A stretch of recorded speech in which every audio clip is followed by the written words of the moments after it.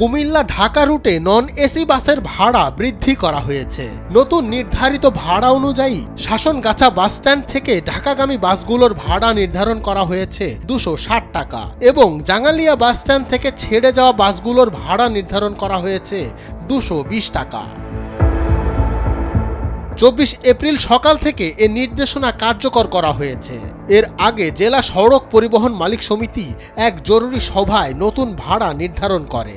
এই রুটে non AC বাসের ভাড়া ছিল 250 টাকা। নতুন সিদ্ধান্ত অনুযায়ী যাত্রীদের এখন থেকে অতিরিক্ত 10 টাকা বেশি ভাড়া পরিশোধ করতে হবে। হঠাৎ ভাড়া বৃদ্ধির এ সিদ্ধান্তে যাত্রীদের মধ্যে মিশ্র প্রতিক্রিয়া দেখা গিয়েছে।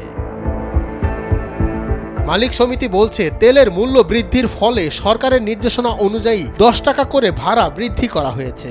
কুমিল্লা বাস মালিক সমিতির সভাপতি তাজুল ইসলাম বলছেন, সরকারি নির্দেশনার বাইরে 1 টাকাও বেশি নেওয়া হবে না। তেলের দাম বৃদ্ধির কারণে সরকারি নির্দেশনা অনুযায়ী কুমিল্লা থেকে ঢাকা সড়কে প্রতি যাত্রী থেকে 10 টাকা ভাড়া বৃদ্ধি করা হয়েছে। কুমিল্লা থেকে সংবাদদাতা মঈন নাসির খানের পাঠানো তথ্যচিত্রে ডেস্ক রিপোর্ট, সময়ের আলো।